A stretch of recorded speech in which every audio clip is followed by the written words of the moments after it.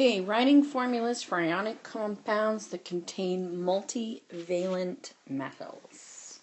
So, first step is to write out the symbols for the ions, and you put the metal one first.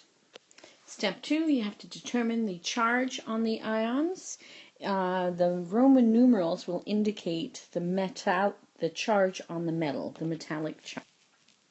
So, determine how many of each ion are required to bring the total charge to 0 for the zero-sum rule. Write the formula with the subscripts for the number of each ion required. And the last step is to make sure subscripts are the lowest whole number ratio possible. So if you have a subscript of 2 and a subscript of 4, that would reduce to 1 and 2. So, iron 2 chloride. Iron is Fe, chlorine is Cl.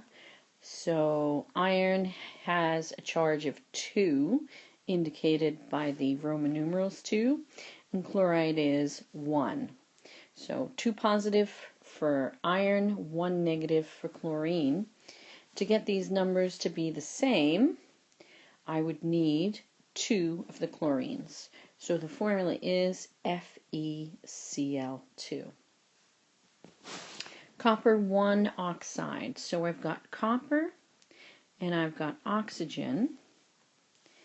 And the charge on copper is copper 1. So it's 1 plus.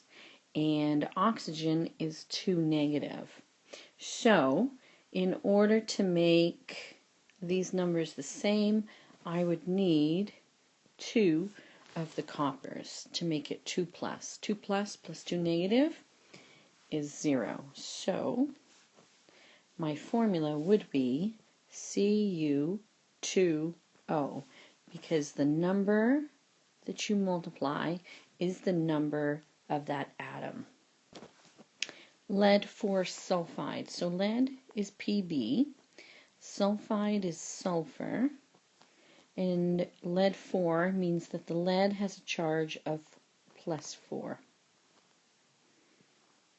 Sulfur is right beneath oxygen, so it has a charge of negative 2. So I would require 2 sulfurs to make a negative 4. Negative 4 and plus 4 is 0. They add together to give me 0, zero sum. So my formula would be PbS2. The number that you multiply is your subscript. If you don't multiply, the subscript is just a 1.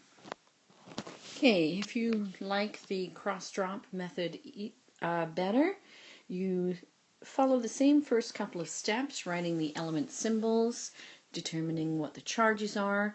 Then you cross and drop the numbers from the charge, and then you reduce to the lowest whole number ratio. So iron 2 oxide, iron and oxygen. So iron has a charge of 2, oxygen has a charge of 2, cross and drop, you get Fe2O2, but you can reduce that to Fe and O. Tin 4 oxide. So tin has a charge of 4, and oxygen has a charge of 2. Cross and drop the numbers. You get SN2O4, which reduces to SnO2.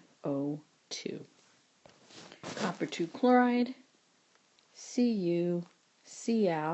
The copper has a charge of 2, chlorine has a charge of 1.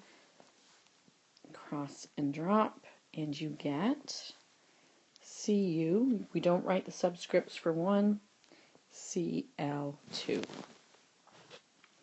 So there you go.